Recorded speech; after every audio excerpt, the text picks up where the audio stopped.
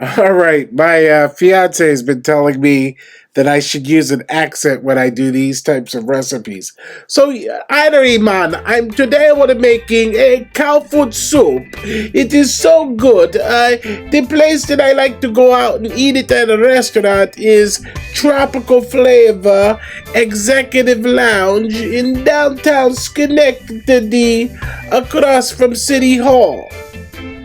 But here today, we're going to make cowfoot soup.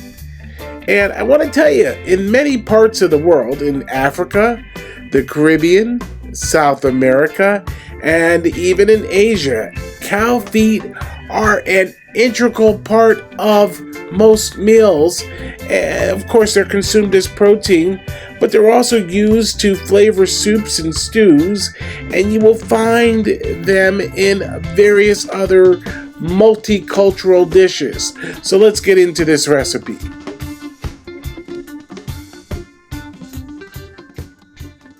Okay, so here is our next recipe. I've been talking to you for a while about doing some spoonbread, and spoonbread is very easy to do. What you want to do is you want to use stone ground cornmeal.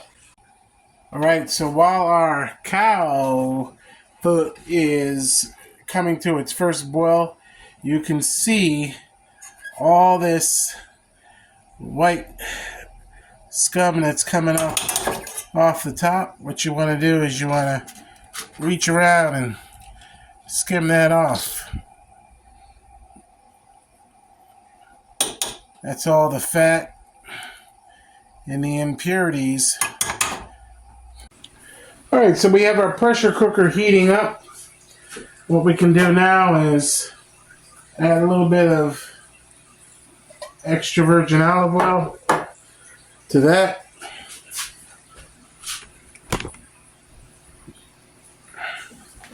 And we're going to add these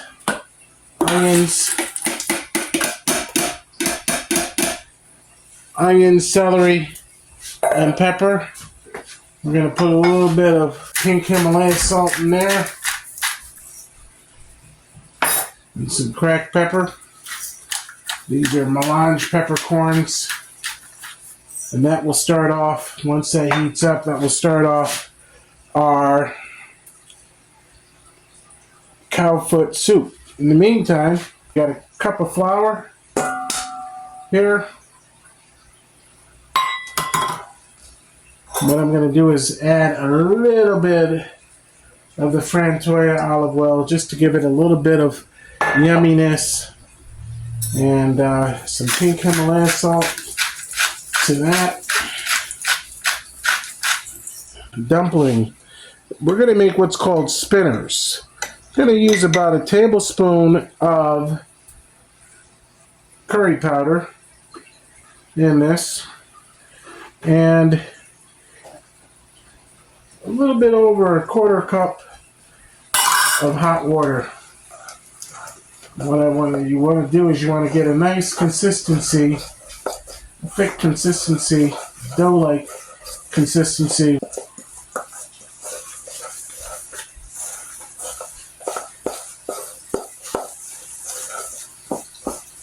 You can hear our pressure cooker starting to heat up those vegetables for the cowfoot soup.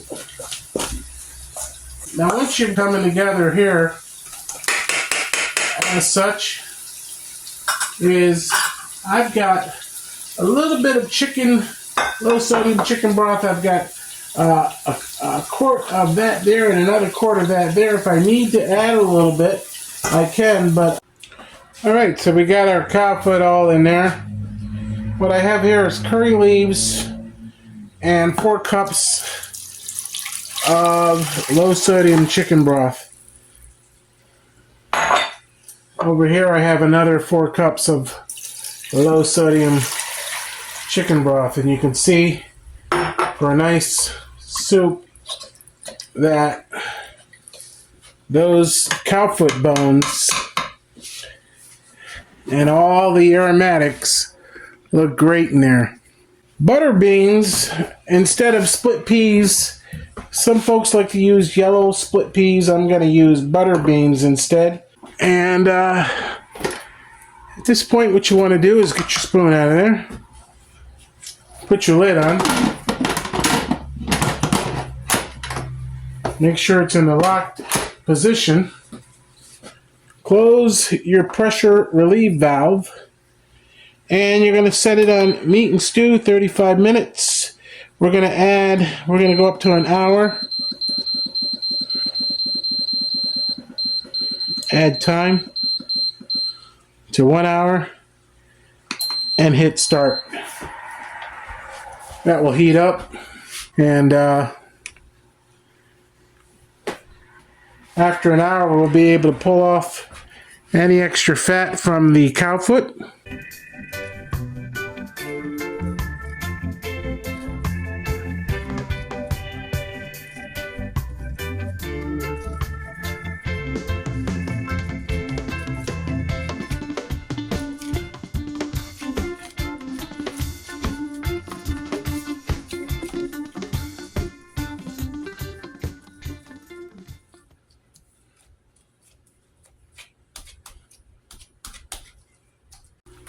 Good old Southern style cast iron skillet spoon bread is not hard to do. We're going to add 2 cups of cornmeal plus about half of this makes 3 cups of stone ground cornmeal. Alright, to that we want to add a little pink Himalaya salt, about a teaspoon. To that, some good old Domino's granulated sugar. Add 2 packs of that.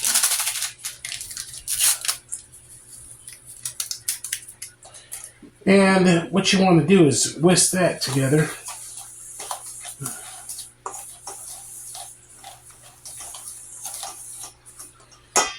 And what you're going to do is pour about a cup of hot boiling water over that. That's about a cup right there. We'll put all that in there. And let that sit over there for a minute.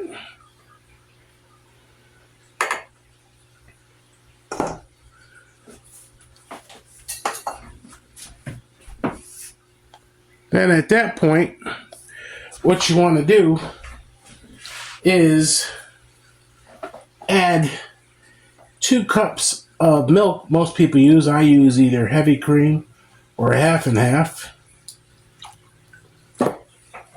Get that whisked in there. Nice and yummy. And what you're making is you're making a souffle to pour into this cast iron skillet. Now in the cast iron skillet, I already have 2 tablespoons of melted butter. That's a little warm, but we'll pour that in there. That leaves our skillet nice and greased.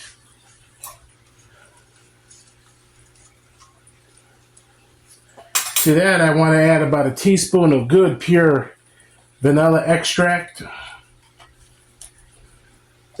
And I like my Spoonbread sweet, so I'm going to add some of Bill's local farmers market Schenectady Green Market honey to that. About 2 teaspoons. Whisk that up.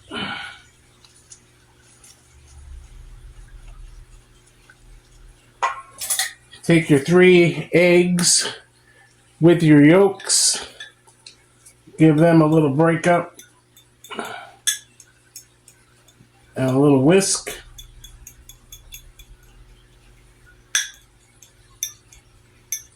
Add that to your mixture.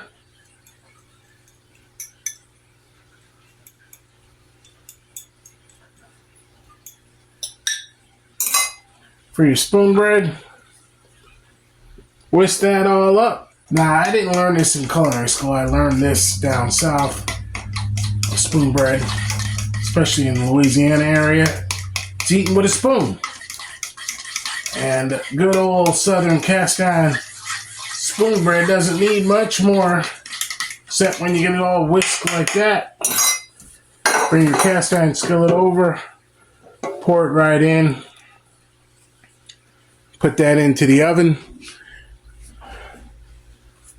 for about 35 minutes, and do all your cleanup. Get all your cleanup ready. Alexa, stop the timer.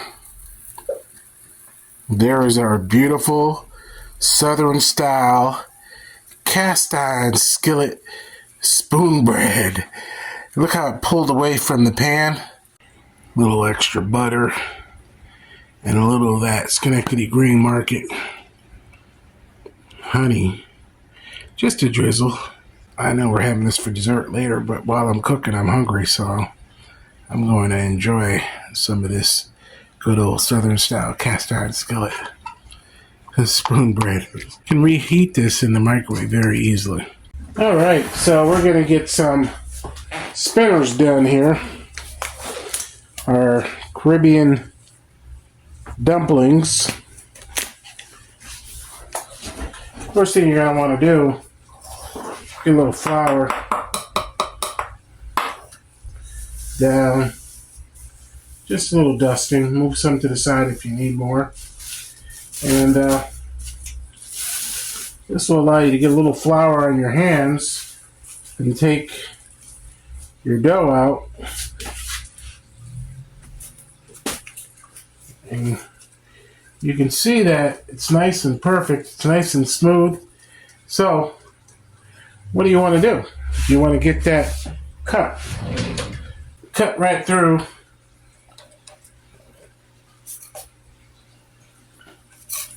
They're not hard to do.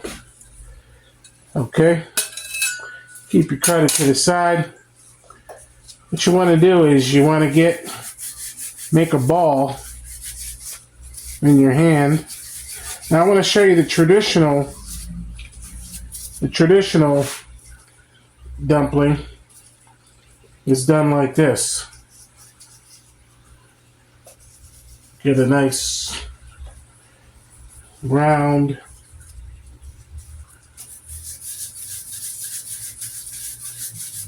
dumpling like so. You give it a little bit of press right in the center there. Turn it over. Give it another press. And there's the Caribbean round dumplings. Now the spinners, depends on how big you want to make them. You can elongate it, give it a little finger spin on the counter. Yes, you can make them longer. When you're ready to drop them in, those are your spinners, okay? So, what are we going to need for this cowfoot soup? Well, we're going to need some garnishes of, these have been washed, of some scallion and a little bit of cilantro.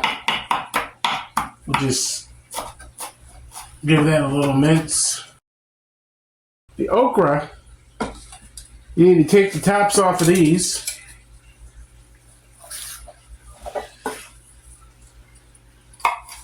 And then just split them lengthwise.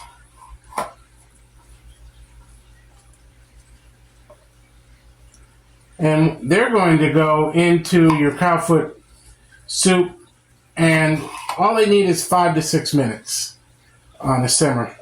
So add your carrot and your dumplings at the same time. That will soften the carrot, get that nice and soft. Add your cilantro and your scallion and let that go for 6 minutes. Then add your okra and go for another 6 minutes. And your last thing you're going to add is, I like to add that other half of yam that I had. I did that in the cast iron skillet, stovetop, little pink Himalaya salt and water. And that came out looking really nice. The sweetness of the yam done in the cast iron on the stovetop. Add that last, and then just gently toss it and serve up your bowls of cowfoot soup. I just want to let you know that it is not uncommon to go to a Caribbean restaurant where they serve the cow foot soup with bone in the dish.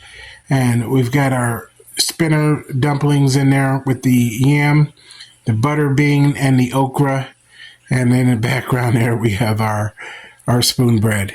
We picked up the cow feet from the Afghan Challah and Bakery store on State Street. We're going to sit down and eat. What do you think, babe? How's it look? Looks great. We hope you enjoyed this video from Taste of Schenectady and Beyond magazine.